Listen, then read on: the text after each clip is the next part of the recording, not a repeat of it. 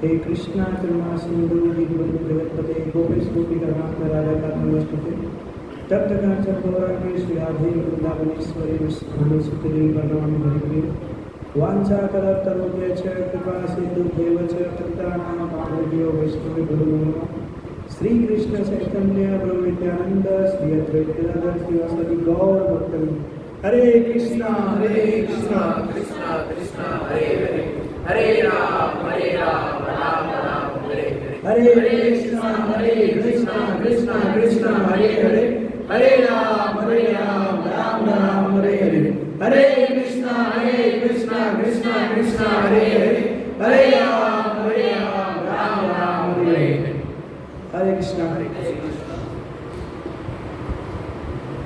तो आप सभी का इस संडे यूथ क्लास में बहुत बहुत स्वागत है। जो रेगुलर आते हैं उनका भी और जो नए हैं उनका भी। तो जैसे कि हम सबको पता है हमारा जो रेगुलर क्लास चल रहा है वो चल रहा है वैष्णव सदाचार, परंतु बीच में भगवान बहुत सारी अपनी लीला को लेकर एंट्री मार रहे हैं, जिसके कारण बार बार वैष्णव सदाचार को साइड करके उनकी लीला को लाना पड़ रहा है, ना चाहते हुए भी, है ना। तो जैसे कि अभी चल रहा है कार्तिक मास, सबसे स्पेशल आप सबको पता है ना। इस मास के अंदर में कोई भी कार्य किया जाता है उसका 2 गुना फल मिलता है ना। अगर कोई 60 राउंड करता है तो उसका 1 राउंड का 10,000 गुना फल मिलता है। और कोई भागवतम पढ़ता है या कोई उसका श्लोक का भी रीडिंग करता है तो कहता है ऐसा व्यक्ति अपने पूर्व जन्म और इस जन्म सभी पापों से मुक्त हो जाता है। और भी बहुत सारे ऐसे विधि है, पर जितना इस महीने के अंदर में पुण्य करेंगे तो हमको उतना ज़्यादा पुण्य मिलेगा, परंतु इसमें पाप करेंगे तो लाख गुना पाप भी मिलेगा। दोनों है ना। इसकी महिमा ये है कि आप जितने अच्छे से जो चीज़ कर सकते हो भक्ति में उसका अधिक गुना फल मिलेगा, लेकिन जितना खराब कर्म करोगे तो उसका भी अधिक गुना फल मिलेगा। जैसे कि वृंदावन, कोई व्यक्ति वृंदावन धाम या मायापुर धाम जाता है तो वहाँ पर जाकर के भक्ति के रिलेटेड कोई भी एक्टिविटी करता है तो उसका जो फल होता है उससे अधिक उसको मिलता है। उसी प्रकार वहाँ पर जाकर के अगर पाप करता है तो उसका जो फल 10% होता है वो 1000 गुना में परिवर्तन हो जाता है। तो दोनों चीज़ें हमारे लिए, नहीं तो हम सिर्फ कभी समझेंगे कि सिर्फ वहाँ पर जाकर के अच्छे कर्म कर लेंगे और पुण्य को भेगा कर लेंगे, ये नहीं है। गलत काम करेंगे तो उसका भी सेम फल हमको मिलता है, दोनों कंडीशन के अंदर में। तो वैसे ही भगवान की जो है बहुत सारी लीला है, जिसके अंदर में हम सभी जानते हैं कृष्ण लीला के अंदर में क्या चीज़ है क्या नहीं, सभी ने सुने। कितने सारे असुर का वध किया और भगवान की बहुत सारी अनेकों लीलाएं। लेकिन उसके अंदर में जो कार्तिक मास में स्पेशल आता है उसे कहते हैं दामोदर लीला, है ना। हमारे राजा दामोदर है ना, दामोदर लीला। वैसे हर मंदिर के अंदर में इस्कॉन में जब आरती होती होगी तो जैसे वृंदावन में होता है तो सबसे पहले होता है जय राधा श्याम सुंदर, है ना, राधा श्याम सुंदर राधे। या मायापुर में तो जय राधा माधव, या गोविंद देव तो जय राधे गोविंद, है ना, या राधा रास बिहारी। तो हर जगह पे हर नाम लिया जाता है। जैसे हमारा राधा दामोदर का आरती होता है तो हम बोलते हैं जय राधा दामोदर। लेकिन कार्तिक मास ऐसा है कि हर महीने में राधा दामोदर का ही नाम लिया जाता होगा, है ना, क्योंकि दामोदर लीला है और दामोदर हमारे मंदिर में बैठे हैं। और जगह पे तो श्याम सुंदर है, माधव है, गोविंद है, रास बिहारी है, तो हर जगह पे दामोदर का नाम लिया जाता है। तो दामोदर लीला है जो बहुत ही स्पेशल है ना, भगवान कृष्ण का। और यह लीला जो है कृष्ण का वो बाल लीला है। छोटेपन में जो भगवान ने लीला किए थे वह लीला की बात किए गए। तो देखिए भगवान श्री कृष्ण के 2 माता और 2 पिता थे, है कि नहीं। पहले माता पिता कौन थे? देवकी और वसुदेव, और दूसरे नंद महाराज और यशोदा मैया। तो देखा जाता है कि देवकी वसुदेव जो है वो प्रथम माता पिता है कृष्ण के, है कि नहीं। और जो सबसे ज्यादा तपस्या किए थे उन्होंने ही किए थे। 3 बार जन्म लिए थे कृष्ण को प्राप्त करने के लिए, सबसे ज्यादा तपस्या उन्होंने की। लेकिन कृष्ण जो है देवकी वसुदेव के पास इतना नहीं रहे जितना कि वो नंद बाबा और यशोदा मैया के साथ रहे। और उनकी लीला भी देखा जाए तो द्वारिका में इतना इतना लीला नहीं है, मथुरा में इतना लीला नहीं है, गोकुल में इतना लीला नहीं है जितना लीला की वृंदावन के अंदर में है ना। भगवान का स्पेशल, क्योंकि जब वहाँ पर ऊपर फाइटिंग हुआ था श्रीमती राधा रानी और श्री राम का, तो जब राधा रानी ने कहा कि हम यहाँ जाने वाले हैं भौतिक संसार में, आपके मित्र ने दे दिया है कुछ शुभवाणी, तो हमारे साथ गोलोक के अंदर में जो भी चीज़ है, यमुना है ना, गोवर्धन पर्वत, जो भी चीज़ वो सबको नीचे भेजिए। तो वो स्पेशल है क्योंकि ये सब जो है गोलोक धाम का है। तो उसी समय जो है श्रीमती राधा रानी यहाँ प्रकट हुई। उसके बाद भगवान श्री कृष्ण जो है आए, क्योंकि हमने कहा था शक्ति को शक्तिमान से अलग नहीं किया जा सकता, या शक्तिमान को शक्ति से अलग नहीं किया जा सकता। तो जहाँ राधा रानी है वहाँ पर कृष्ण कंपलसरी है, या जहाँ कृष्ण है वहाँ पर श्रीमती राधा रानी है। कृष्ण को इतना भय नहीं लगता है, कृष्ण तो बिंदास है। राधा रानी नहीं होता है तो अन्य गोपी के साथ भी जाते हैं, लेकिन राधा रानी को नहीं चलेगा। अन्य के साथ रहेंगे तो वो एकदम मचोड़ देंगे ऐसे, है ना, वो एकदम गुस्सा हो जाता है, एकदम लाल पीला तुरंत हो जाते हैं। तो क्या है कि श्रीमती राधा रानी के, और इनडायरेक्टली हमारे लिए खुशी की बात है कि अच्छा ऊपर में इस तरीके से श्राप का कॉम्पिटिशन चला, जिसके कारण श्रीमती राधा रानी आई और उनके कारण कृष्ण को भी आना पड़ा, है कि नहीं, जिसके कारण हम साक्षात दर्शन कर पाते हैं श्री धाम वृंदावन। वैसे तो लोग सिर्फ वहाँ पर जाते हैं फोटो सेल्फी पालने के लिए और स्पेशल फॉर प्रेम मंदिर का दर्शन करने के लिए। वृंदावन यानी प्रेम मंदिर, है ना। आइडिया किसी को नहीं प्रेम मंदिर क्या है क्या नहीं, बस वृंदावन यानी कि बस प्रेम मंदिर। वृंदावन ऐसा स्थान है जहाँ पर भगवान के लीलाओं का स्मरण करना पड़ता है। जिस जगह पर जाते हैं वहाँ पर जाकर के सोचना चाहिए, अगर यमुना नदी के किनारे आए तो वहाँ पर विचार करना चाहिए कि भगवान यहाँ पर रोज सुबह आते थे, पेड़ के ऊपर बैठे रहते थे और सभी को परेशान करते थे। या श्याम सुंदर के पास जाते तो वहाँ पर श्रीमती राधा रानी का साक्षात विग्रह है, जो फेस वृंदावन धाम में वो यहाँ पर है। जितने भी लीला स्थल है वहाँ पर जाकर के हमको ये विचार करना चाहिए। हम तो क्या है वहाँ पर जाते हैं वृंदावन वृंदावन वृंदावन, आ जाकर के हाँ ठीक है प्रभु जी थक गए, चलो जाके सो जाएंगे, क्योंकि सोएंगे तो डंडवट का एक फल मिलने वाला है, इसलिए सो जाते हैं। सो लीला को समझना चाहिए। तो कृष्ण जो है ज़्यादातर नंद बाबा और यशोदा के साथ रहे। तो जिस प्रकार हम इस संसार में रह करके जितने भी फेस्टिवल आते हैं सब सेलिब्रेट करते हैं, सभी मनाते हैं, उसी प्रकार जितने भी वृंदावन वासी थे या मथुरा वासी थे, गोकुल वासी, वो सभी भी सभी फेस्टिवल मनाते थे, सभी प्रोग्राम मनाते थे। तो क्या हुआ कि एक बार दिवाली का प्रोग्राम था, दिवाली का दिन था, तो वहाँ पर सब दिवाली मना रहे थे एकदम बढ़िया से। कृष्ण जो है उठ करके आए तो देखिए बहुत फटाकरे वटाकरे फूट रहे होंगे, शायद हो सकता है। तो क्या बात है, क्या है, मतलब क्या फेस्टिवल है, तो ना दिवाली है। तो कृष्ण बोला ठीक है अच्छी बात है, वो तो पता था कि मैं ही आया था वापस, इसलिए दिवाली मना रहे हैं रावण को मार करके, है ना। फिर दूसरे दिन वापस जब सुबह उठ करके आते हैं तो देखते हैं कि सब के सब जो है एकदम भागम भागी कर रहे हैं। कोई इधर दौड़ रहा है, कोई उधर दौड़ रहा है, कोई वहीं से सामान लेके जा रहा है, कोई वहाँ से सामान लेके जा रहा है। तो भगवान कृष्ण जो है उनको पता था क्या लीला हो रहा है, लेकिन वो अपने पिताजी से पूछते हैं नंद बाबा से कि ये क्या चल रहा है। तो नंद बाबा ने कहा कि देखो दिवाली के दूसरे दिन इंद्र की पूजा की जाती है, हमारी परंपरा है। तो कृष्ण ने कहा कि ऐसा क्यों उनकी पूजा की जाती है। बोला कि क्योंकि देखो वो बरसात देते हैं तो यहाँ पर अनाज मिलता है, धान मिलता है, गेहूँ मिलता है, इससे सबका जीवन चलता है। तो कृष्ण ने कहा तो उसकी पूजा करने के लिए किसने कहा, बोले जो सब कुछ देता उसको तो पूजा करना ही पड़ेगा ना। तो कृष्ण ने कहा कि अरे वो तो उसका काम है, वो इनडायरेक्टली अंदर से सौंप रहा है, मैंने उसको कहा था तुमको बरसात लाना है, तो ये तो उनका ही काम है, तो सब पूजा क्यों करना है। लेकिन नंद बाबा ने इस प्रकार कहा तो कृष्ण ने कहा ना ये बिल्कुल गलत है, हमको इनकी पूजा नहीं करना चाहिए, तो उनका कार्य है वो तो करेंगे ही। आप एक काम कीजिए, किसकी पूजा कीजिए, गोवर्धन की पूजा कीजिए, है ना। तो अब कृष्ण की बात से, छोटे कृष्ण थे और कहते हैं कि जब वो मुस्कुरा देते तो सब घायल हो जाते थे, अरे तो प्रेम से बोल दिए तो सबको तो मानना पड़ेगा। तो सभी के सभी जो है गोवर्धन की पूजा करने लगे। और आपको पता आगे की लीला, फिर इंद्रदेव जो है एकदम क्रोधित हो गए कि हमारी पूजा को छोड़ करके गोवर्धन की पूजा करने के लिए चले गए हैं। और इंद्रदेव क्रोध में आकर के एकदम जोरदार बरसात किए, है ना। जिससे पूरा जो है डूब गया था गोकुल वृंदावन मथुरा। अब भगवान ने गोवर्धन के पास सबको बुलाए, गोवर्धन को अपने उंगली पे उठा करके सबकी रक्षा की। तो ये स्टोरी जो है दिवाली के दिन की है। तो ये तो मैंने दूसरे दिन की बताया, लेकिन दिवाली के दिन क्या हुआ कि एक बार यशोदा मैया जो है दिवाली के दिन सुबह सुबह उठ करके, है ना, दही मथ रही थी। दही, अरे पुराने जमाने में आता था, अभी देखने को मिलता है कि नहीं, वो मथनी बोलते हैं ना, घिसते रस्सी करके, है ना, तो मथ रही थी। तो आप देखिए इनडायरेक्टली कि यशोदा मैया के पास या नंद बाबा के पास धन दौलत की कमी नहीं थी, है कि नहीं? कितने गाय थे उनके पास? 9 लाख गाय।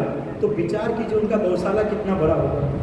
सिर्फ गौशाला की बात कीजिए, जिसके पास 9 लाख गाय है, અહીંયાથી आश्रम સુધી હશે ना, करता बहुत मोटा हसे, बहुत बड़ा, है ना, उतना बड़ा तो सिर्फ उनके गौशाला थे। और घर की बात तो प्रभु आप जो देखते हो वृंदावन से लेकर के नंदगांव हम गए थे, कितना दूरी पे तो उनका महल है जो अनुमान नहीं लगाया जा सकता है। मुझे लगता है एक रूम से दूसरे रूम में जाने के लिए 1 घंटा लगता होगा।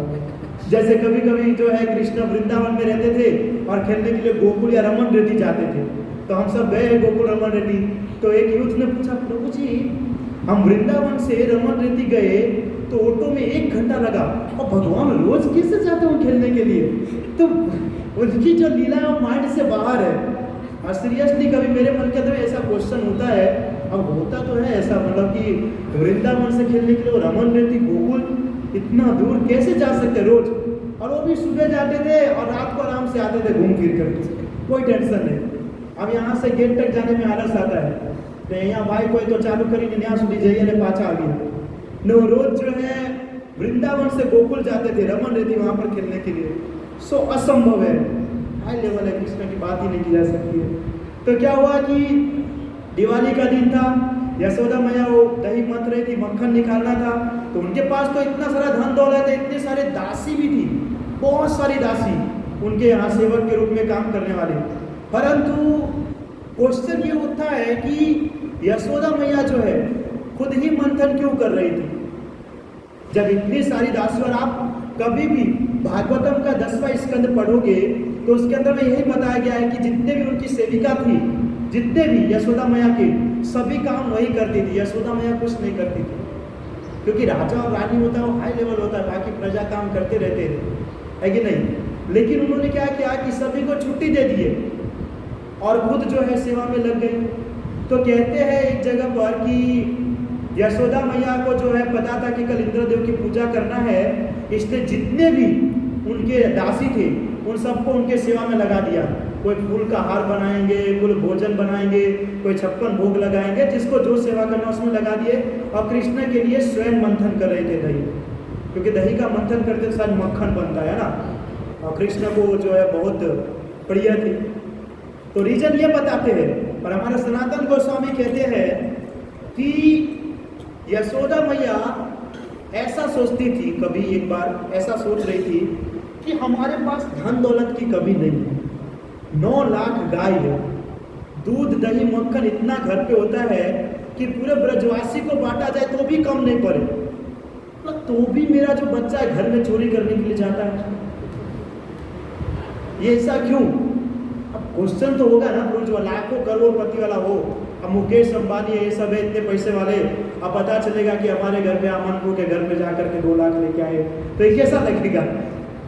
ये पॉसिबल नहीं है ना, इम्पॉसिबल। तो इतना सारा धन दौलत है, हाँ, फिर भी दूसरे के घर में जाकर के चोरी करना।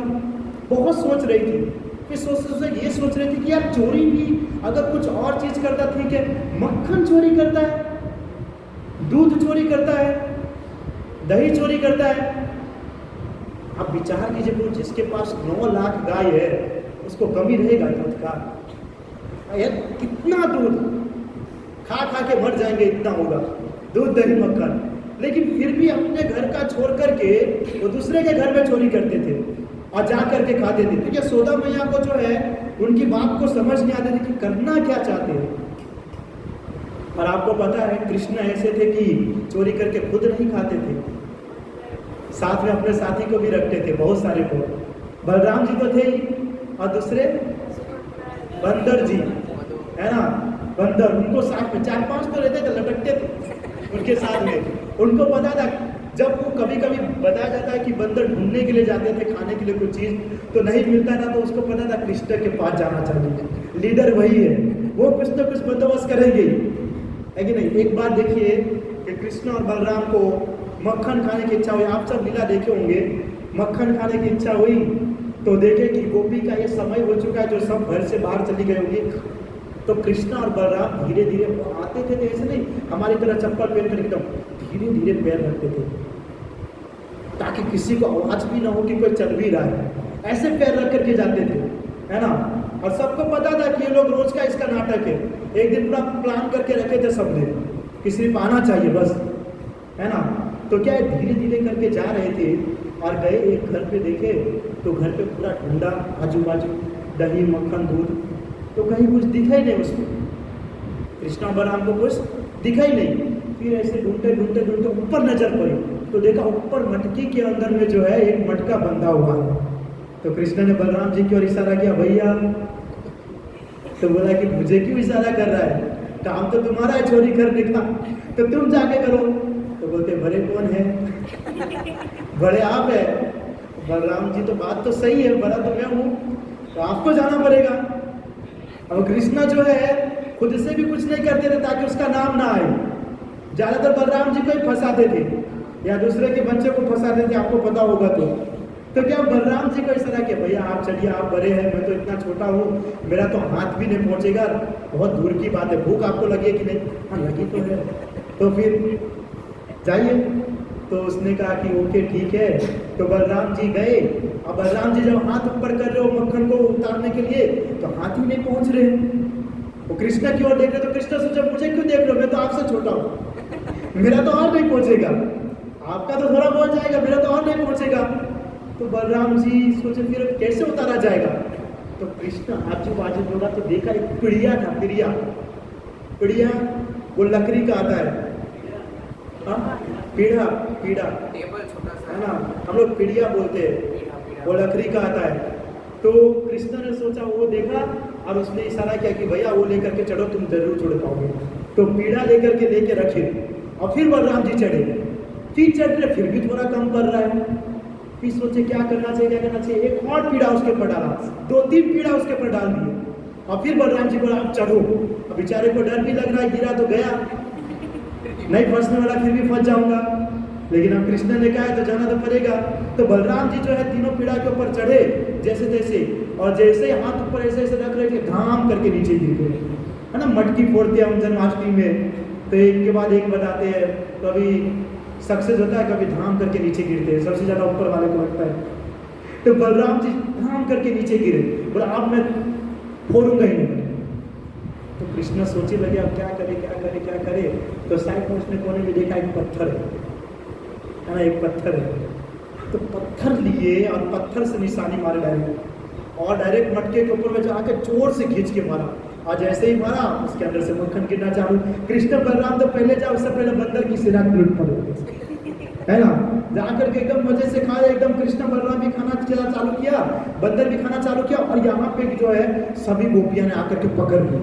और जैसे ही गोपी अंदर आई, बंदर तो पता है कितना भयंकर कूदते हैं, वो खिड़की से या दरवाजे से कहा इतना छोटा कोना हो तो भी कूद के निकल जाएंगे। अब ये बेचारा छोटे पैर और छोटे हाथ लेके कहाँ कूदेंगे, है कि नहीं। जैसे कि जगन्नाथ जी का एक भक्त था, तो रात को 1 बजे के आसपास उसका दरवाजा ठोका, तो वो सोचा कि रात को 1 बजे कौन दरवाजा ठोक रहा है।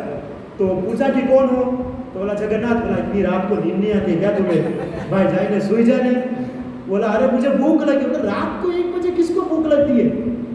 बोला मुझे भूख लगी, तुम दरवाजा खोलो। बोला मैं नहीं खोलूंगा। अब क्या है, जगन्नाथ जी है, वो तो रुकने वाले ठोकम ठोक कर रहे। तो फिर जाकर के उसका भक्त दरवाजा खोला, और दरवाजा खोला तो अंदर है, मुझे बहुत भूख लगी। हाँ तो क्या करूँ मैं, रात को 1 बजे किसको भूख लगती है क्या। बोला भूख लगी है, क्या करना चाहिए, एक काम करते राजा के बगीचे में चलते, है ना, वहाँ कुछ ना कुछ जरूर मिलेगा। तो बोला कि नहीं मैं नहीं जाऊंगा, रात को 1 बजे वहाँ सैनिक घूम रहा होगा, पकड़ के जेल में डाल देगा, तुम्हारा तो कुछ नहीं होगा, मेरा वाट लग जाएगा। बोला कि अरे कुछ नहीं होगा, मैं तुम्हारे साथ हूँ। अरे तुम देखो जगन्नाथ जगत के नाथ, मैं बैठा हूँ, कोई थोड़ी कुछ कर पाएगा। तो बेचारा जैसे तैसे डर डर के गए। रात को 1 बजे वो झाड़ के नीचे खड़े रहे, कटहल के झाड़ के नीचे, है ना, फनस भी कहते हैं कोई, तो उसके नीचे खड़े रहे। अब सेम कंडीशन ऐसा कृष्ण बलराम जैसा। अब जो उसका भक्त है वो जगन्नाथ जी को देख रहा है कि हाथ हो गए, चढ़ो। तो जगन्नाथ जी बता रहे मेरा पैर और हाथ देखो, हाथ ऐसा और पैर, तो मैं कैसे चढ़ूंगा? सीरियसली है ना, जगन्नाथ जी का हाथ ऐसे और पैर एकदम, अब पैर पे चढ़ेंगे तो अंगूठा या उंगली का सहारा लेके चढ़ेंगे ना। अब उनका ना उंगली दिखता है ना कुछ है, और सीधा पैर कैसे चढ़ेंगे? तो बोला कि मेरा कंडीशन तो देखो, अगर मैं खुद चढ़ रहा तुमको बुलाने थोड़ी आता। तो बोला कि फंसा दिया मुझे, है ना। तो उसका भक्त ने कहा ठीक है कोई बात नहीं, मैं जा रहा हूँ, लेकिन ऊपर चढ़ूंगा और वो जैसे ही फेंकूंगा तुम उसको कैच पकड़ना। अगर कैच नहीं पकड़े तो दोनों के दोनों जेल में जाएंगे। बोला अरे तुम टेंशन क्यों ले रहे हो भाई, तुम जाओ तो सही। तो बेचारा डरते डरते आजू बाजू देखते देखते, और सैनिक तो घूम ही रहे थे, आजू बाजू डरते डरते देखते देखते ऊपर चढ़ा। और ऊपर चढ़ा एक फरस तोड़ा। अब जगन्नाथ जी को बोला कि मैं फेंक रहा हूँ, तो जगन्नाथ जी ने बोला फेंको फेंको फेंको। अब देखिए कोई व्यक्ति पकड़ेगा, ऊपर से फेंका तो ऐसे पकड़ेगा ना। अब जगन्नाथ जी तो सीधे है। अब वो जब ऊपर से फेंका तो जगन्नाथ जी के दोनों हाथ से नीचे गिर गया। दोनों हाथ पकड़ेंगे कैसे वो, दोनों हाथ के नीचे से गिर गया। अब जैसे ढाम करके आवाज आया और सैनिक खड़ा हुआ, वो पैर पे लटके जगन्नाथ जी भाग गए और वो बेचारा पैर पे ही लटका हुआ है। वो बोला ओ भाई रुको रुको रुको। अब वो रुके क्या, वो चले गए घूम घूम करके जा रहे, तो पैर से चलते नहीं है, वो निकल गए। और ये जो है लटके रह गए। और जब सैनिक आए तो यार ये तो इतना बड़ा भक्त है, आपको कटहल चोरी कर रहा है। बोला पर मैंने नहीं किया। बोला कि तुम इतना झूठ क्यों बोलते हो? अरे मैं सही बोल रहा हूँ, जगन्नाथ जी चलो तुम। अब बेचारे को जेल में डाल दिया। तो जगन्नाथ जी तो भाग गए, उसी पर बंदर भी इधर उधर से निकल के भाग गए, लेकिन बलराम जी भी निकल गए एकदम तेज से। पर हमारे कृष्ण कहाँ भागेंगे छोटे हाथ पैर को लेकर के, डायरेक्ट उसको जाकर के पकड़ लिए और पकड़ करके ले गए उसके माता जी के पास। और आगे किला आपको पता है, जब उसकी माता को बोला कि देखो तुम्हारा पुत्र ये करता है, वो करता है, चोरी करता है, रोज करता है। बोला कि ये मेरा पुत्र, क्योंकि देखने में तो उसका ही पुत्र लग रहा था, और पकड़ के लाए थे कृष्ण का हाथ, पर देखने में तो उनका पुत्र। बोला कि मेरा पुत्र, बोला कि देखो ये तुम्हारा पुत्र कृष्ण। तो जब माता जी उस तरफ देखते तो उसका खुद का पुत्र रहता है। बोला बहन थोड़ा देख करके तो लाया कर, आप अपने ही संतान को लेके आ रहे हो मेरे पास। तो बोले कि अब क्या है कि उसको सब पता ही था, क्या बोलेगी बेचारा, कुछ नहीं बोल सकती है। लास्ट में तो हैरान होकर के गोपी ने छुट्टी दे दिया कि जब उसको खाना पीना है, जब खाते रहेंगे पीते रहेंगे। तो इस प्रकार कृष्ण जो है बहुत सारे ऐसे लीला करते रहते थे।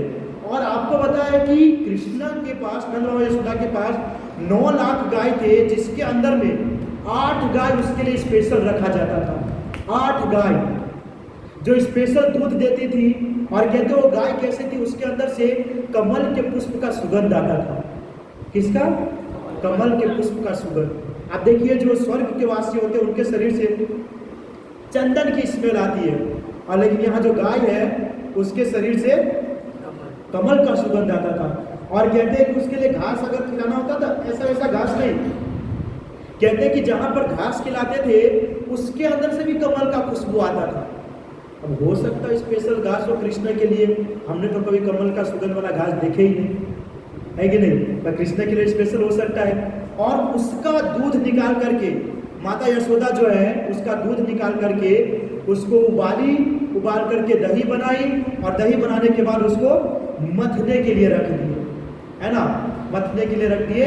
और कुछ समय के बाद जो है सुबह सुबह कहती है दिवाली के दिन सुबह 2:30-3 बजे माता यशोदा जाग गई थी और जाकर के मथना चालू कर दिए, है ना। अब हमारा कैसा होता है, हम कोई काम करते हैं तो एकदम गुस्से में रहते हैं, कब खत्म होगा, कब जाऊंगा, इतना ज़्यादा काम दे दिया, इतनी रात को काम दे दिया, भागो भागो ये सब चलते हैं। लेकिन माता यशोदा जब काम करती थी तो एकदम प्रेम से करती थी, है ना, एकदम प्रेम से करती थी। तो माता यशोदा जब उसको मथ रही थी तो मथते मथते गीत गा रही थी, है ना। कितने बजे का समय था? 2:30-3 बजे का। मथते मथते गीत गा रही थी। और गीत कौन सा गा रही थी पता है? कृष्णा जो ब्रज के अंदर में जो लीला करते थे ना, उसका स्मरण करके गा रही थी गीत। जो ब्रज के अंदर लीला करते थे कृष्णा, उनका स्मरण करते करते गीत गा रही थी। कहते हैं कि गोलोक वृंदावन धाम जो स्पिरिचुअल है वर्ल्ड, वहां पर कोई व्यक्ति बातचीत नहीं करते, कोई बातचीत नहीं करते, सब जो है गीत गा करके ही बात करते हैं, गीत गा करके बात करते हैं। कोई भी कार्य हो उसके अंदर में, उसी प्रकार कहा जाता है कि भक्तों को भी या कोई कर्मी लोग होते हैं उनको भी कोई भी कार्य करते हैं दिन रात कृष्ण का स्मरण करते हुए करना चाहिए।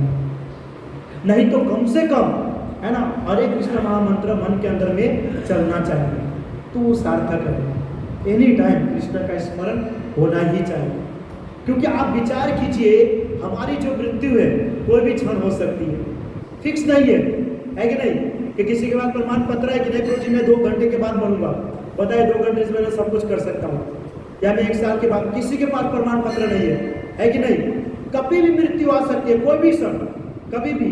तो हमको ये विचार करना चाहिए कि कोई ऐसा क्षण न आए जिसमें कृष्ण का विस्मरण हो और उसी समय हमारी मृत्यु हो। इसके लिए एनी समय, हर समय कृष्ण का स्मरण होना चाहिए। इसके देशामृत के अंदर में जो मैं बोला था, जो 6 प्रकार का आप लोग पॉइंट बोला, अत्याहर प्रयास प्रजल को नीमागर है ना, प्रजल मैंने बताया था, डिस्कशन करने प्रजल कि फालतू की जब बात करेंगे और क्या पता उसी समय आपका मृत्यु आ गया तो डायरेक्ट जाएंगे यमराज जी के पास या ज्यादा से ज्यादा स्वर्ग लोक के पास। इसलिए एनी टाइम मुख के ऊपर में कृष्ण का स्मरण होना चाहिए, कभी भी कृष्ण को भूलना नहीं चाहिए, कभी भी नहीं। जब कृष्ण हमको नहीं भूलते हैं तो हम कृष्ण को कैसे भूलें, कैसे भूलें? कृष्ण तो एनी टाइम अपने भक्तों का स्मरण करते हैं, है कि नहीं? कभी भी दुख पीड़ा आपके ऊपर आता है, कृष्ण साथ देते हैं कि नहीं? व्यक्ति बहुत बार कहेगा नहीं प्रभु जी साथ नहीं देते, हमने बहुत बार देखा है, लेकिन वो आपको दिखेगा नहीं साथ देते हैं कि नहीं देते हैं। लेकिन कृष्ण जो है हमेशा अपने भक्तों के साथ रहते हैं। कौन सा अवतार के रूप में रहते हैं? क्षीरोदक्षाय विष्णु के रूप में हर समय अपने भक्तों के साथ में रहते हैं। तो कृष्ण हमेशा आपके साथ में रहता है, यानी हमको भी हमेशा कृष्ण के साथ में रहना चाहिए। हर समय कृष्ण का स्मरण करना चाहिए, आपके मन के अंदर में हरि नाम का चिंतन करना चाहिए, और मुख के ऊपर में कृष्ण का तो नाम होना ही चाहिए। या बात भी करे तो अगर फ्री हो तो कृष्ण की बात करो, कोई काम में हो तो ठीक है, नहीं तो फ्री हो तो कृष्ण की बात को, फालतू की बात मत करो, क्योंकि फालतू का प्रजल्प जो है हमको भक्ति से दूर ले जाएगा। लेकिन वहीं पर अगर कृष्ण का स्मरण, कृष्ण की बात करेंगे तो भक्ति में हम आगे बढ़ेंगे। डिपेंड करता है हमारे ऊपर कि हमको भक्ति में आगे बढ़ना है या हमको भक्ति में नीचे गिरना है। आपको सही बताओ ना प्रभु कि भक्ति में सबसे ज्यादा नीचे गिरने का जो होता है ना पॉइंट, ये प्रजल्प ही होता है। प्रजल्प, आप अगर गलत व्यक्ति का संग किया, या बहुत बार ऐसा होता है कि हमने भक्तों को भी देखा है, भक्तों के साथ बात करोगे तो आध्यात्मिक बात इतना नहीं करते हैं, भौतिक बात ज्यादा करते हैं। जो भौतिक बात है, तो भौतिक बात करने से मिलता क्या है? कभी कभी होता है कि डिवोटी बन जाते हैं, रोज सुबह न्यूज़पेपर पढ़ते जैसे पूरा दुनिया का उसको हैंडल करना। तो आप भक्ति में आ गए तो न्यूज़पेपर में जब अखबार में कुछ पढ़ोगे तो क्या आप उसका कुछ सोल्यूशन लाओगे, या अखबार वाला आपको भगवत धाम ले जाएगा? फालतू की बात और फालतू की चीज नहीं करना चाहिए। जो भी करना है कृष्ण के लिए करना चाहिए। इसलिए कहते हैं ना 3 अध्याय के श्लोक में 3.9, यज्ञ अर्थात अन्यत्र लोक कर्मोत्तर तत्र कर कौन्तेय मुक्त संग समाचार, कि व्यक्ति को अगर यज्ञ करना या कर्म भी करना है तो एकमात्र कृष्ण के लिए करना चाहिए। बोलो तो भी कृष्ण का नाम होना चाहिए, सुनो तो भी कृष्ण का नाम होना चाहिए, देखो तो भी कृष्ण को देखो, चिंतन करो तो भी कृष्ण का चिंतन करो, चलो तो कृष्ण की मंदिर की ओर चलना चाहिए, और हाथ काम में आए तो कृष्ण की सेवा के लिए करना चाहिए। हर समय प्रत्येक इंद्रिय को कृष्ण की सेवा में लगाना चाहिए। लेकिन दुर्भाग्य की बात यह है कि पहली बात तो हम कृष्ण को मानते ही नहीं है, जानते ही नहीं है, सेवा करने की दूर की बात है। कोई मंदिर की बात कर ले, कोई भक्ति की बात कर ले, तो मुझे थोड़ा बाहर जाना, नहीं जाना होगा तो भी बाहर जाना है ना। आप किसी को बोल दीजिए प्रभु जी चलिए थोड़ा कृष्ण की भक्ति साधना करेंगे, मंदिर चलेंगे, नहीं प्रभु जी। अब बोले प्रभु जी चलिए थोड़ा लेक्यू गार्डन चलेंगे, हाँ प्रभु चलो, डुम्मा जाएंगे, चलो प्रभु चलो, जाते हैं गार्डन जाएंगे, चलो।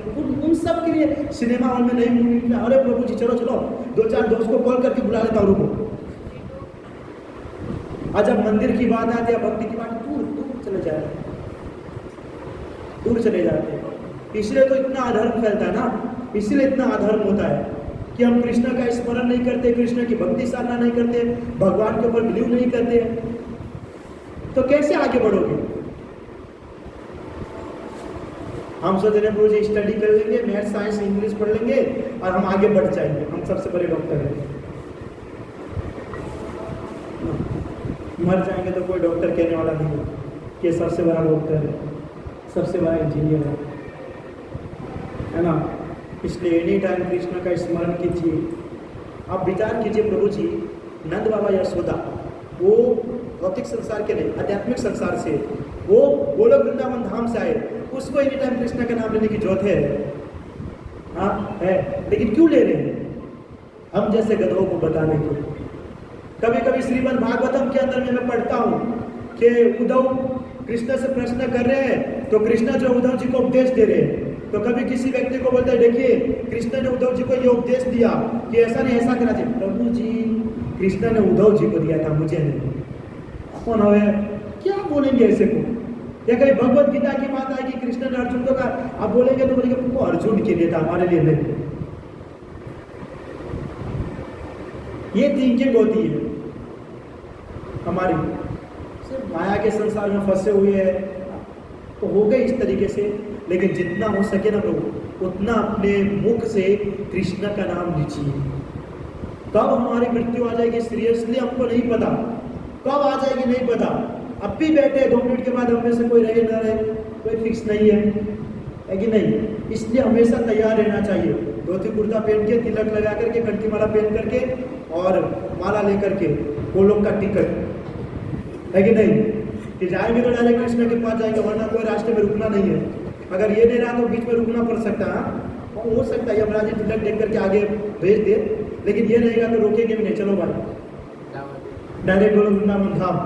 तो टिकट लेके हमेशा तैयार रहना चाहिए, क्या पता कौन सी ट्रेन वृंदावन की आ जाए, डायरेक्ट रेडी हो जाए। तो एनी टाइम कृष्ण का स्मरण हमारा होना चाहिए हमेशा, है कि नहीं? क्योंकि हम सब उनके अंश है ना, हम सब उनके संतान हैं, तो उनका स्मरण नहीं होगा तो और किसका होगा? लेकिन हम देखते हैं कि उनके स्मरण के अलावा बहुत सारे स्मरण होता है। आप सभी जानते हैं, अपने अपने मन की बात है, जिसका जो भी होता हो, लेकिन उसके अंदर थोड़ा कृष्ण को ऐड कर दीजिए, थोड़ी सी जगह दे दीजिए और उसका भी स्मरण कीजिए। तो यशोदा मैया जब भी कोई कार्य करती थी, कृष्ण का स्मरण करते हुए, कृष्ण के गीत गाते हुए, कृष्ण की लीला का स्मरण करते हुए गाती थी। तो क्या हुआ कि यशोदा मैया मथ भी रही थी दही और गीत भी गा रही थी। तो क्या हुआ कि कृष्ण मस्त सोए हुए थे अपने बेड के ऊपर में, है ना। वो करवट इस साइड लेकर के, ज़्यादा राइट साइड घूम करके, एकदम मस्त घुघरी लगा करके मस्त सोए थे एकदम बढ़िया में। ठंडा का मौसम था, दिवाली का समय था, चादर उड़ करके, जैसे हम क्या है मंगला में उठने का मन नहीं होता है, तो वैसे ही कृष्ण सोचो कि आज मंगला को कैंसिल कर देंगे, है ना, मस्त सोएंगे। तो कृष्ण बहुत बढ़िया सोए हुए थे, एकदम मस्त मुस्कान, सोते सोते मुस्कान उसका बहुत बढ़िया। वो क्या बोलते हैं, गोपाल चंपू पुस्तक है, बहुत बढ़िया लिखा था मुझे उसके अंदर। तो मतलब वो तो मैं वर्णन ही नहीं कर सकता हूँ इस तरीके से कि मतलब उनका सोने का स्टाइल, हाथ किस तरीके से रख करके ऐसे सोए हुए थे और मुस्कुराहट बहुत बढ़िया। तो मस्त सोए हुए थे और यहाँ पे यशोदा मैया गीत गा रही थी। अब जब गीत गाने लगी यशोदा मैया 2 बजे 2:30 बजे से, तो 4 साढ़े 4 बजे के आसपास कृष्ण जो डिस्टर्ब होने लगे। बोले कि यार क्या सुबह सुबह धूल चल रहा है, इधर से क्या चल रहा है, एकदम नींद उनका खराब हो गया। कभी इधर करवट बदल रहे थे, कभी उधर करवट बदल रहे थे, और लास्ट में जाकर के खड़े हो गए एकदम कि क्या मैया आज सुबह सुबह उठ करके कर रही है, क्या रोज तो एकदम आराम से उठती थी, आज खुद भी नहीं सोई, मुझे भी नहीं सोने दे रहे, क्या हो गया अचानक से। तो कृष्ण उठे और आंख को मलते मलते जा रहे थे। जैसा हम कभी बेड पर से उठते, छोटे बच्चे होता है तो देखते हो, छोटा बच्चा उठेगा तो को पास लेगा, गोल मटोल होगा एकदम, है ना, और आंख मलते मलते एकदम। तो कृष्ण उठे और आंख मलते मलते जा रहे थे कि जैसे ही बोलते कि जैसे ही उठे कृष्णा, वैसे ही उनको भूख लग गई, उनको दूध पीने की इच्छा हुई कि मुझे दूध पीना है। और छोटा बालक है तो माता को ढूंढने लगे आंख मलते मलते। अब आंख पे से हाथ हटाएंगे तो माता दिखेगी ना। अब वो मल रहे और घूम रहे इधर से इधर, है ना। अच्छा हुआ कोई जगह भटका नहीं रहे थे वो घूम रहे थे हाथ मलते मलते, इस द्वार से उस द्वार में गए, उस द्वार में गए, उस द्वार में। अब क्या बच्चा जो रहता है छोटा, जब मम्मी नहीं मिलती है तो थोड़ा थोड़ा रोने भी लगता है, आपने देखे होंगे, क्योंकि छोटा बच्चा पिता से इतना प्रेम नहीं करता जितना माता से करता है। और बड़े होने के बाद भी मैंने ज़्यादातर देखा है बच्चे जो होते हैं अपने माता से बहुत प्रेम करते हैं, क्योंकि माता उसको हर चीज़ से बचा लेती है, पिता तो धो डालते हैं, है ना, माता उसको बचा लेती है। तो कृष्ण को भी अपनी माता से बहुत प्रेम था, तो पिताजी को नहीं ढूंढ रहे थे, माता को ढूंढ रहे थे। तो आंख मलते मलते मलते मलते गए तो देखे कि जो यशोदा मैया कि कृष्ण आंख मलते मलते जा कर रहा है वहाँ। बोला ओ भाई इधर आओ इधर आओ, मैं इधर आओ। तो आ नहीं रहे, इधर उधर जा करके उनको पकड़ कर यहाँ पर आके बैठाए। तो यशोदा मैया के पास बैठे और यशोदा मैया तो बीजी थी उसमें, तो एकदम जोर जोर से रो रहे। बोला क्या हुआ? तो बोला दूध पीना है। बोला कि यार मैं मंथन कर रही हूँ, थोड़ा समय रुको, उसके बाद तुम दूध पी लेना। बोला कि नहीं मुझे अब भी करना है। तो यशोदा मैया बोला कि देखो ये काम में लगी हूँ, तुम थोड़ा वेट करो। कृष्ण ने कहा नहीं नहीं नहीं नहीं नहीं, मुझे अभी पीना है। अब कृष्ण के जिनके सामने तो कोई चलेगा नहीं, है कि नहीं, सबको हार मानना पड़ता है। तो यशोदा मैया सोची इसको पकड़ करके उठा करके दूसरी जगह पर बैठा दो, है कि नहीं। तो यशोदा मैया जैसे ही खड़ी हुई तो कृष्ण तो नटखट छोटे थे, जैसे ही खड़े हुए यशोदा मैया के कमर पे हाथ रखे और घुटने पे पैर रखे और ऊपर चढ़ गए और गोद में बैठ करके डायरेक्ट स्तनपान करने लगे।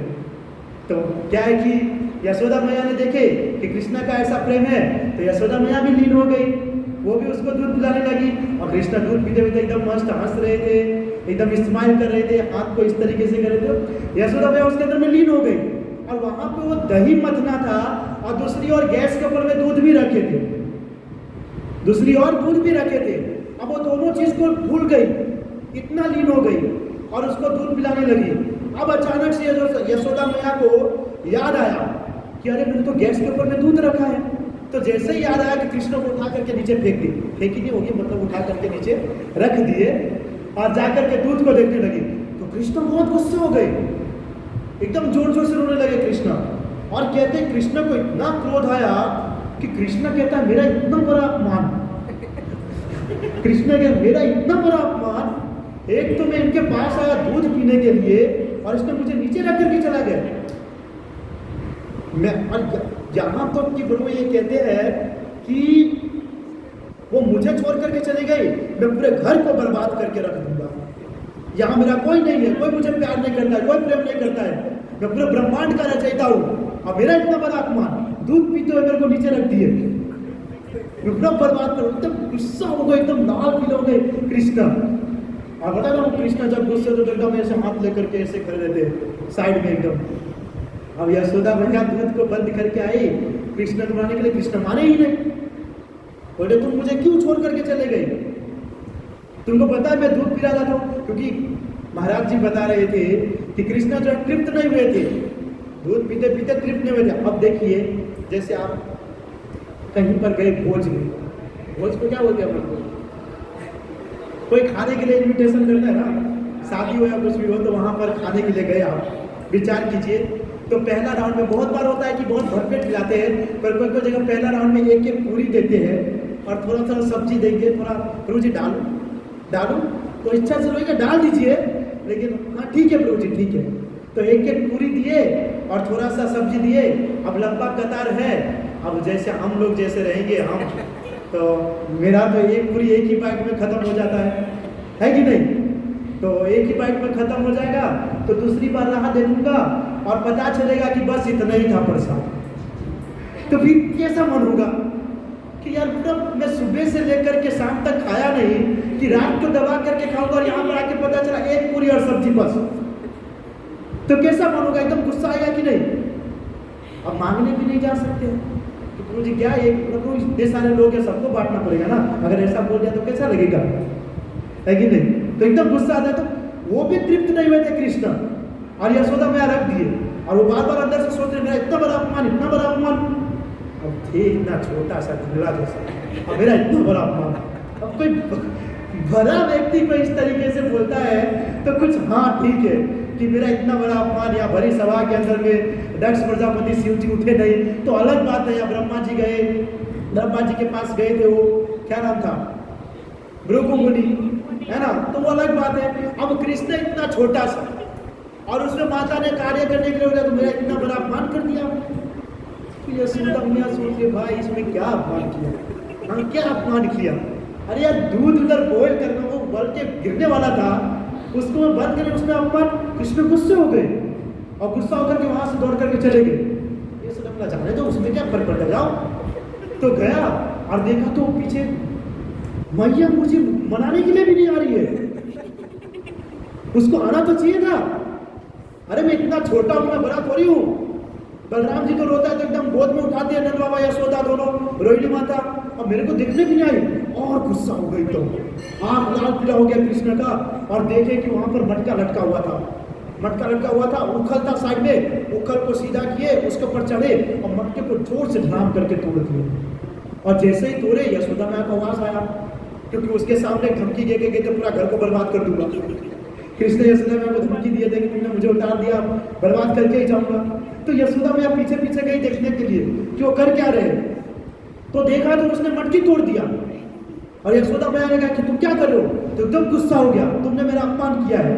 बार बार यार एक ही बात, तुमने अपमान किया है, एक तो छोटा सा बच्चा, और एकदम गुस्से हो गई। तो और क्या है कि जब यशोदा मैया ने देखा कि ये बहुत ओवर हो रहा है इसका, तो उसको है ना पकड़ के मारने के लिए दौड़े। तो कृष्ण जो है, आपको पता है कितना फास्ट भागते हैं। भले छोटे छोटे पैर थे, जगन्नाथ जी जैसे तो नहीं, परंतु वो चल सकते थे, तो वो भागने लगे। तो यशोदा मैया बोला कि ऐसे तो पकड़ में नहीं आएंगे, छड़ी लूंगा तो थोड़ा हाइट लंबी रहेगी, दबा के लगा देंगे, है कि नहीं। तो यशोदा मैया ने एक छड़ी निकाले, और छड़ी निकाल करके कृष्ण को, अब छड़ी निकाले तब तक तो कृष्ण कहाँ से कहाँ फुर हो गए थे, दिख भी नहीं रहे थे, है ना। फिर क्या किया यशोदा मैया ने, देखे कि रास्ते में जहां जहां से गुजरे उसके पैर के निशान किए, 1 2 3 4 5 6, और उसके हिसाब से गए। और आगे जाकर के कृष्ण ने सोचा कि लगता मैया नहीं आ रही, आराम से जा रहे थे, एकदम मस्त। और जैसे आराम से जा रहे थे, पीछे से यशोदा मैया आ रही थी दौड़ करके, डायरेक्ट जाकर उसका हाथ पकड़े और डायरेक्ट खींच करके घर पर। और पता है छोटे बच्चे कैसे वो पैर लगाता है, जब घिसते तो नहीं जाऊंगा नहीं जाऊंगा नहीं जाऊंगा, एक हाथ से उठा लिए ऐसे और उनको पकड़ करके हवा में उड़ रहे, लटक रहे। और पैर रखे नीचे, तो पैर कैसे रखे, स्टॉप होने के लिए पैर तो रखना पड़ेगा ना नीचे, तो पैर नहीं रख पा रहे, वो हवा में उठा करके चल।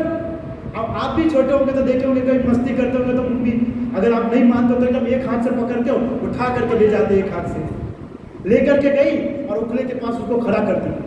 अब देखिए जब उनके पास उनको खड़ा किए तो कृष्णा जो है झूठा आंसू निकालने लगा, है ना। वो सोचा कि मैया तो बहुत क्रोधित है, हाथ में छड़ी भी, है ना। अब देखिए कभी कोई व्यक्ति है, भले कितना ही बड़ा दुश्मन हो, वो पहाड़ से गिर रहा है और आपने उसका हाथ पकड़ के रखा है, उस कंडीशन में आप उसको जो बोलोगे वो बात आपकी मानेगा, क्योंकि नहीं मानेगा तो नीचे गिर जाएगा।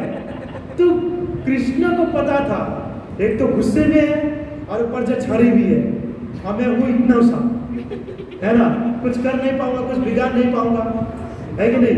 तो वो एकदम आंसू निकालने लगे, एकदम जोर जोर से, है ना, और ऐसे ऐसे मल रहे थे कि जैसे, और हिचकी भी खा रहे थे, जैसे कि सबसे बड़ा मतलब कि इतना गंभीर उनको हो गया एकदम रोने में, एकदम धोने में, कि कितना बड़ा एकदम पहुंचा हो, एकदम फेस एकदम भयंकर, एकदम दोनों हाथ से इसे पकड़ पकड़ के एकदम रो रहे जो। और यशोदा मैया उसको देख करके लग रहा है कि वो एक्टिंग कर रहा है, उसको पूरा पता था एक्टिंग कर रहा है ना, वो देख रही थी। लेकिन कृष्ण जो है वो एक्टिंग कर ही रहा है, रो ही रहा है। तो कृष्ण जो है रोते रोते बोल रहा था कि तुम लोग जो है मुझे भूखा मार दोगे, तुम लोग मुझे भूखा मार दोगे, तुम 9 लाख गाय रखते हो, इतने सारे दासी रखते हो, दही दूध मक्खन कभी दिया है यशोदा मैया ने? क्या कभी तुमने मांगा है? तुम्हारे कारण पूरे गांव वाले आकर के फरियाद करते हैं, है कि नहीं। तो कृष्ण कुछ बोल नहीं रहे। फिर कृष्ण आगे ऐसे बोलते हैं कि तुम लोग को जब मैं दुखी होता हूं तो देख करके तुमको बहुत मजा आता है देखने में, है ना, कि मैं दुखी हूं।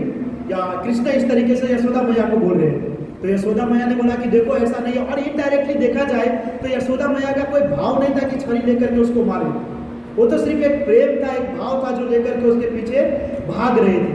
लेकिन क्या हुआ कि कृष्ण जो है वो सोच रहे थे कि मुझे मार रहे हैं। तो कृष्ण को क्या किया, यशोदा मैया ने सोचा कि ये तो बहुत रोने का नाटक कर रहा है। और वहां पर आपको पता है एक कंडीशन और बनी कि उस समय जो है कुंती महारानी भी वहां उपस्थित थी।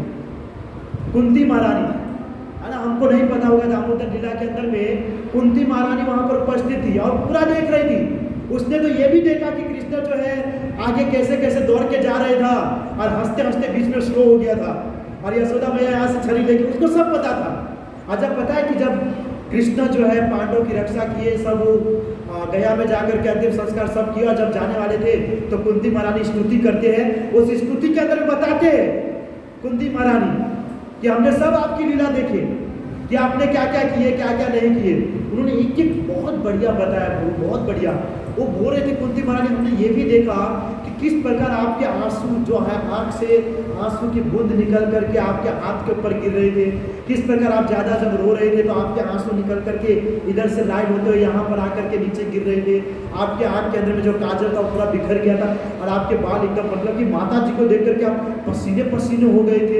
एक एक वर्णन कर रहे थे कुंती महारानी। तो क्या हुआ कि माता यशोदा ने सोचा कि इसको दंड करने का एकमात्र उपाय है, इसको उखल के अंदर में बांध देते, इसको उखल के अंदर में बांध देते। अब कृष्ण को तो बांधना इम्पॉसिबल है। पूरे संसार का मतलब जो पिता है, पूरे ब्रह्मांड का नायक है, जिसको ब्रह्मा शिव कोई कुछ नहीं बिगाड़ सकता, यशोदा मैया क्या कर सकती थी बेचारी, है कि नहीं? क्या कर सकती है? और कोई सोच सकता है कि कृष्ण को कोई बांधेगा? किसी एक ने सोचा था, आपको पता है कौन है जो सोचा था कृष्ण को बांध दूंगा? तब मैं नो बोलता, कोई है तो कृष्ण बोला था बांध दूंगा, आप भी मत बोलिए। हाँ ब्रो, दुर्योधन ने सोचा था कृष्ण को जो है बांध दूंगा पूरा, और बांध भी दिए थे। उसके बाद क्या हुआ था आप सबको पता है लीला, ऐसा चक्कर खाया चारों ओर कृष्ण कृष्ण ही दिख रहे। विराट रूप तो आया था, लेकिन उससे पहले बहुत सारे ऐसी लीला उसको बताए कि आप जो है क्या कर रहे हैं। तो कोई कृष्ण को बांध नहीं सकता है, कोई भी व्यक्ति, कोई भी संसार का, जब तक कृष्ण स्वयं उसके अंदर में बंधने की इच्छा न रखे, है ना। और कृष्ण बंधा सकता है ऐसा नहीं है, कृष्ण अपने भक्तों के साथ बंध सकते हैं। कब बंध सकते हैं? जब कोई कृष्ण का शुद्ध भक्त बनता है। जब कोई व्यक्ति कृष्ण का शुद्ध भक्त बनता है तो कृष्ण बंधना तो क्या, उसका दास बन करके उसके साथ रहता है। राजा बलि को देख लीजिए, है कि नहीं? वॉचमैन की तरह बन करके बैठे हुए हैं। तो कृष्ण जो है किसी का भी दास बन सकता है, किसी भी भक्त से बंध सकता है, लेकिन वैसी भक्ति साधना हमारे अंदर होनी चाहिए। वो भक्ति साधना हमारे अंदर नहीं है तो दूर की बात है, बहुत दूर की बात। तो यशोदा मैया जो है उसको बांधने की प्रयास कर रही थी, तो सोचा इसको बांध दूंगा तो अच्छा, बोला कि यहीं पे खड़े रहना। कृष्ण ने कहा मैं यहीं खड़े रहूंगा, जाइए जो करना है कर लीजिए। तो यशोदा मैया गए घर के अंदर में और एक रस्सी लेकर के आई। अब कृष्ण तो इतने टिंगूर से थे, अब क्या है कि छोटी रस्सी लाएंगे तो भी बांधेंगे तो पूरा हो जाएगा खेल, तो छोटी रस्सी लेके आए। वैसे उसके शरीर के भाग से ज्यादा ही लाए होंगे, ला करके डायरेक्ट कृष्ण को बांधने की कोशिश की, और जैसे उसको बांधने के लिए दिखा तो 2 इंच छोटा पड़ गया। अब यशोदा मैया सोच रहे रस्सी तो मैं बड़ा ही लाई थी, तो 2 इंच छोटा कैसे हो रहा है? अब कृष्ण जो है पूरा बांध दो, मैया बांधते क्यों नहीं हो मुझे, बांध दो। अब उसको तो पता है वो जानबूझ के लीला कर रहा है। मेरे हिसाब से पता है कि जब बांधने की कोशिश करते हो ना अपने शरीर को बढ़ा देते हो, है ना। अब फिर जब रस्सी ले जाते तो फिर छोटा कर देते हो। फिर जो यशोदा मैया फिर से गई अंदर और फिर एक डोरी लेकर के आई, टुकड़ा था, वो दोनों को ज्वाइंट करके फिर बांधने की जाए, फिर नहीं बंधा रहे। तो सोचे इतना छोटा सा लड़का है, हाँ इतने समय मेरे साथ रहा और इतनी रस्सी तो इनके लिए ना, फेस में तो 2 कृष्ण आ जाएगा, पर ये नहीं बंधा रहा है। फिर वापस गए, तीसरी डोरी लेकर के आए, तीसरे से बांधे, फिर भी नहीं बंधा रहे। अब यशोदा मैया जो है ऊपर से तो हंस रही है, लेकिन अंदर से एकदम विस्मित हो रही है कि कैसे पॉसिबल है, ये तो हो ही नहीं सकता है, ये इम्पॉसिबल है। आप देखिए प्रभु, इस दीवार को बांधना हो तो कितने रस्से की जरूरत है, वो देख करके हम अनुमान तो लगा ही सकते हैं। वो कृष्ण के लिए इतना बड़ा बड़ा डोरी ला रहे तो भी कोई फर्क नहीं पड़ रहा है, तो एकदम विस्मित हो रही है यशोदा मैया। और देखिए कृष्ण ने कि यशोदा मैया जो है बहुत दुखी हो रही है, अंदर से भले ऊपर से हंस रही है, और उनके जो है पूरे माथे पे पसीना आ गया है, एकदम थक चुकी है। तो कृष्ण जो है बोलते हैं कि भाई मैया एक काम करो, अब तुम मुझे बांध दो, अब तुम मुझे बांध दो। और जब कृष्ण ने कहा तो यशोदा मैया ने जो है गांठ बांधी ना, तो कितनी सारी रस्सी साइड में रहेगी और थोड़े से डोरी में ही कृष्ण बंधा है। तो जब कृष्ण की इच्छा होती है तब कृष्ण कुछ भी कर सकते हैं, कृष्ण के साथ हम कुछ भी कर सकते हैं। लेकिन कृष्ण की इच्छा ना हो ना, तब कोई कुछ कर ही नहीं सकता है। कभी कभी व्यक्ति समझता है कि हम कृष्ण से पावरफुल है, हम कृष्ण को हरा सकते हैं, मार सकते हैं, कर सकते हैं, वो कर सकते हैं। जैसे कि देखिए, कृष्ण गए थे सत्यभामा के लिए पारिजात पुष्प लेने के लिए स्वर्गलोक में, तो इंद्र को पता था कृष्ण है, लेकिन फिर भी सोचे कि हम इससे युद्ध करेंगे, और कृष्ण के साथ युद्ध किया, हरा दिए 2 मिनट के अंदर, कुछ करना नहीं पड़ा। तो इसी प्रकार जो है कृष्ण को जो है वो घर के अंदर में यशोदा मैया ने बांधी, जिसके कारण उसको कहा जाता है उखल बंधन भी कहते हैं, और उसको दामोदर लीला भी कहते हैं। और यही जो है कार्तिक मास के अंदर में आया, दिवाली के दिन ही ये लीला हुई थी। सो अभी तो बाकी हम तो पहले से मना रहे, ठीक है, लेकिन जब दिवाली 31 तारीख को है ना, तब जो है ये लीला हुई थी, तब कृष्ण जो है बंधा गए थे अपने माता से। तो हमारा भी भाव प्रेम ऐसा होना चाहिए, हमारा भी भक्ति ऐसा होना चाहिए कि कृष्ण हमसे भी बंध जाए, है ना, कृष्ण भी हमसे बंध जाए। हम इस संसार के लोगों के साथ उसको अपने साथ ज्वाइन करने के लिए हमेशा उसके साथ बंधे रहने के लिए कितना कोशिश करते हैं, कितना कोशिश करता हूँ। कोई कोई व्यक्ति बांध भी लेता है, लेकिन जब मृत्यु होती है तो वो बंधन छूट जाता है। तो ऐसा बंधन बांधना चाहिए जो कभी ना छूटे, और वो किसके साथ है? कृष्ण के साथ है ना। उसके साथ अगर आपने बंधन बांधा ना, तो कभी नहीं, आप छोड़ करके चले जाओगे, आप छोड़ करके चले जाओगे, लेकिन कृष्ण जो है नहीं छोड़ेंगे, कृष्ण हमेशा पकड़ करके ही रखेंगे, है ना। इसलिए हमेशा ऐसा कार्य करो जीवन में कि कृष्ण प्रसन्न हो, हमेशा कृष्ण की प्रसन्नता के लिए हर चीज करना चाहिए। अब विचार कीजिए, पूरे संसार का मालिक है, जो चीज के पीछे हम इस संसार में भाग रहे हैं, वो सब चीज के जो मतलब अधिष्ठाता देव वो कृष्ण है, हर चीज है, कोई चीज नहीं है वो है ही नहीं। और अगर आपने उसको पकड़ लिए तो सब चीज आपके पास है, सब चीज। हम एग्जाम्पल देते हैं ना कि जल के अंदर में पानी डालते हैं तो पूरे वृक्ष को पानी मिल जाता है कि नहीं। उसी प्रकार कृष्ण को पकड़ना चाहिए, कृष्ण के प्रेम में डूबना चाहिए। तो कृष्ण का प्रेम इतना हाई लेवल है ना, आप सोच नहीं सकते हो। जब आप भक्ति साधना करोगे ना, तब आपको पता चलेगा। हमारे लिए तो लाइट नहीं लगता, या ज्यादातर यंग जनरेशन को, क्योंकि उसको भक्ति से मतलब नहीं होता है, उसको बस वो घूमना फिरना, बाइक लेकर के, चश्मा पहन करके बस वो लेकर के घूमेंगे फिरेंगे, नाचेंगे गाएंगे, पार्टी करेंगे, उसमें मजा है। पर एक बार कृष्ण भक्ति में आकर को प्रेम प्राप्त करने का प्रयास कीजिए, कितना उसके अंदर में मजा है, कितना रस है उसके अंदर में। अब देखिए गोपी का कितना प्रेम था। गोपी बोलता है कि ब्रह्मा जी पागल थे, गोपी बोलती है ब्रह्मा जी पागल थे। उसने कैसा शरीर का रचना किया है, उसको शरीर की रचना करने नहीं आया। हाँ, उसको शरीर की रचना करने नहीं आया। गोपी बोलती है कि यार उसको पलक बनाने का ये क्या जरूरत है, पलक जो है ना, ये पलक हमारी भी बनाने की क्या जरूरत था। जब झपकी मारता हो एक क्षण के लिए कृष्ण गायब हो जाते हैं। मतलब कितना प्रेम करती है गोपी कि एक क्षण, अब पलके अगर ऊपर नीचे करो कितना टाइम लगता है, तो 1 सेकंड भी नहीं लगता होगा मेरे हिसाब से, डन किया ऊपर।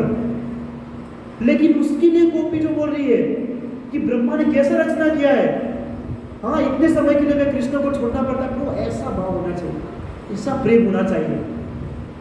कृष्ण की सिर्फ बांसुरी की आवाज सुनते थे ना गोपी, एकदम पागल हो जाते थे, लोग पागल हो जाते थे। भागवतम में तो बताते हैं कि जब कृष्ण की बांसुरी की आवाज गोपी सुनती थी, तो जो होठ पे लिपस्टिक लगाते वो आंख पे लगाती थी, और आंख पे जो काजल लगाया जाता वो होठ पे लगाते थे, नाक का कान में पहनती थी और कान का नाक में पहनती थी। न वस्त्र का ठिकाना, बच्चे अगर दूध पिलाने तो उसको छोड़ करके चली जाती, अगर पति को प्रसाद खिला रहे तो उसको छोड़ करके, खाना बना सब छोड़ करके भूल करके कृष्ण के पास। ऐसा प्रेम हमारे अंदर होना चाहिए, ऐसा भाव होना चाहिए कृष्ण भक्ति के प्रति, तब जाकर के तो हमारा जीवन सार्थक है। अगर ऐसा भाव प्रेम नहीं है ना, तो हमारा जीवन कोई काम का है, कोई काम का नहीं है, कोई काम का नहीं, मल के ही बराबर है। इसलिए जितना हो सके वो कृष्ण की भक्ति साधना कीजिए। सीरियसली कृष्ण की भक्ति के अंदर में रस है, रस है। आप प्राप्त नहीं कर पा रहे, आप प्राप्त नहीं कर पा रहे, लेकिन है तो सही, है तो सही, बहुत है, या कभी कभी हम आते प्राप्त करने के लिए, लेकिन ऐसा संग कर लेते हैं कि मिला हुआ रस को भी छोड़ करके चले जाते हैं। कभी कभी ऐसा संग कर लेते हैं कि जो रस मिलता है उसको भी छोड़ के चले जाते हैं। तो कृष्ण की भक्ति के अंदर में तो रस है। वो एक भजन आया था ना अभी शायद, राम नाम के हीरे मोती मैं बिखराऊ गली गली, लूटने वाले लूट ले, कुछ ऐसे करके बोलते ना कि हर जगह पे जो है राम नाम के हीरे मोती जो है बिखरा हुआ है, जितना लूटना है लूट। तो वैसे कृष्ण प्रेम का पूरा धारा है, वो पूरा धारा। हम कहते हैं बार बार कि अगर एक कदम चलो, कृष्ण 10 कदम करने के लिए तैयार है। वो 10 कदम आप सिर्फ एक बार उसको भाव से देखे ना, वो जिंदगी में आपको नहीं मिलेगा। एक बार भाव से देखे गए, परंतु ऐसा प्रेम, ऐसा भाव हमारे अंदर होना चाहिए कि होना चाहिए। क्या है कि आज संसार के अंदर में व्यक्ति को व्यक्ति के ऊपर ट्रस्ट नहीं है, भक्तों को भक्तों के ऊपर ट्रस्ट नहीं है। तो कृष्ण प्रेम प्राप्त करना तो दूर की बात है, क्योंकि जिसके जरिए कृष्ण भक्ति प्राप्त होगी, कृष्ण प्रेम प्राप्त होगा, उसी को हम गलत तरीके से देखते हैं, गलत तरीके से बात करते हैं, गलत समझते हैं। तो वो कहाँ से प्रेम प्राप्त होगा? कहाँ से प्रेम प्राप्त होगा? बाकी रस तो बहुत बड़ा भंडार है, भंडार कृष्ण के पास, बस लेने वाला चाहिए, है ना। जगन्नाथ जी तो हाथ खोल के बैठे, आओ आलिंगन करने के लिए तैयार है, आओ नहीं जाने ना प्रभु वार से हजू पर हवे पर ना पछी क्या है, तैयार है कि नहीं? जगन्नाथ बलदेव सुभद्रा है तो कृष्ण ही ना, वो तो हमको आलिंगन करने के लिए तैयार है, लेकिन हम नहीं जाना चाहते। वो तो चाहते हम आप उनके पास आ जाओ। सो कृष्ण भक्त बनिए, है ना। कृष्ण भक्त बने, नदी में डुबकी मारने से कुछ नहीं मिलेगा, है ना। कृष्ण प्रेम में डुबकी मारोगे ना तो प्रेम का सागर प्राप्त होगा, प्रेम का सागर। और वो प्रेम इतना हाई लेवल में, प्रभु इतना आनंद है उस प्रेम के अंदर में, इतना आनंद है, मतलब कि उनका तो बात ही नहीं किया जा सकता, ऐसा है। वो आनंद है, आनंद है, वो भाव है, वो प्रेम है। अब देखो वो वृंदावन के अंदर में कोई कोई भक्त इतने भक्ति में लीन रहते हैं, इतने भक्त। मैंने बरसाना में देखा था, एक साधु था, वो राधा रानी के भाव में इतना लीन था प्रभु। और रसिक शेखर बोलते हैं ऐसे भक्तों को, रसिक शेखर, जो रसों के खान होते हैं, कृष्ण है और उसके अंदर वो लीन हो जाते हैं। इतना भाव प्रेम में डूबे हुए थे, मतलब कि उसको दुनिया का फिक्र में, एकदम मस्त नाच रहे राधा रानी के प्रेम भाव में। सब भाव प्रेम हमारे अंदर होना चाहिए, होना चाहिए, तब हम कृष्ण भक्त बनेंगे। दिखावे के लिए सिर्फ माला रख लेंगे, धोती पहन लेंगे, कुर्ता पहन लेंगे, तिलक नहीं, आप सब कुछ कर लिए लेकिन कृष्ण प्रेमी नहीं मिला तो कोई मतलब है? मतलब है? आप सब्जी ले आए, राइस ले आए, दाल ले आए, गैस ले आए, तावा ले आए, पतीली सब ले आए, लेकिन खाना ही नहीं बनाए तो कोई मतलब रहा उसका? नहीं। तो आपने सब कुछ कर लिया लेकिन कृष्ण का प्रेम नहीं प्राप्त कर पा रहे हो, तो उसका कोई मतलब नहीं है। और कृष्ण का प्रेम छुपा हुआ है उनके कथा के अंदर ना। तब कथामृतम तप्त जीवनम कविविदतम कल्मषापहम श्रवणमंगलम श्रीमदाततम भुवि गुणन्ति ये भूरिदा जना। बहुत बढ़िया गोपी, इतना अच्छा बोलती है ना प्रभु, इतना परेश प्रभु लगाते हैं गोपी गीत, इतना इतना भाव, इतना प्रेम, सीरियसली। तब कथामृत, वो कथा के अंदर में अमृत है, लेकिन उसके अंदर ही हमारा मरने लगता है। ठीक है, टाइम हो जाएगा, समय चल रहा है, कार्तिक मास है, जितना लूटना है लूट सको, बम्पर इनाम है ना। कार्तिक मास के अंदर में जितना आप चाहो कर सकते हो, एकदम इकट्ठा कीजिए कृष्ण प्रेम को। क्या पता इकट्ठा कितना कर लिए कि जीवन भर चल जाए, तब तो आपका लॉटरी है, डायरेक्ट बोलो वृंदावन धाम, है कि नहीं? तो इकट्ठा कीजिए, साधु का संग कीजिए, है ना, भक्तों का संग कीजिए, कृष्ण की कथा सुनिए, तब वो कथा अमृतम, अमृत है कृष्ण की कथा, जितना हो सके सुनिए, है ना। इस महीने के अंदर हमारा नेक्स्ट क्लास में शायद इसी के ऊपर रखने वाला हूँ, कार्तिक मास का इम्पोर्टेंट, लेकिन जितना हो सके उतना कीजिए, है ना। हरे कृष्णा। श्रील प्रभुपाद की जय, गौर प्रेमानंदे। हरे कृष्णा। किसी का कोई प्रश्न है तो पूछ सकते हैं, नहीं तो कोई बात नहीं, अभी 10-15 मिनट में नीचे। हाँ प्रभु। प्रभु आपने वो गोलोकधाम वाली बात की, तो ये जो वृंदावन है, वृंदावन, उसमें भी लोग बातचीत करते तो गीत गाते करते हैं। यहाँ तो लोग करते हैं ना। आप गए वृंदावन तो क्यों, कैसे बोलते हो? अरे प्रभु वो जो बोलते हैं ना वही गीत के जैसा लगता है, मतलब उनका ब्रज भाषा है ना, ब्रज भाषा वही गीत के समान लगता है। तो मैं आंकड़ो एक बार ત્યાં જઈને इंद्रेश उपाध्याय, अब देखिए वो जब बोलते तो लगते ही ना गीत की समान। कैसा बोलता है, एकदम बोलने नहीं आता पर बहुत बढ़िया बोलते हैं, वो गीत के समान ही है प्रभु, वो गीत के समान। आप जाओ एक बार वहाँ स्वयं कीजिए एक बार, भले वो बोलते हैं कि आपको उठा देंगे, आपके दोस्त के पास पहुँचा देंगे लेकिन बहुत बढ़िया बोलते हो, गीत के समान है। हमारी तरह थोड़ी तू उतारे, ऐसा लगता है कि जैसे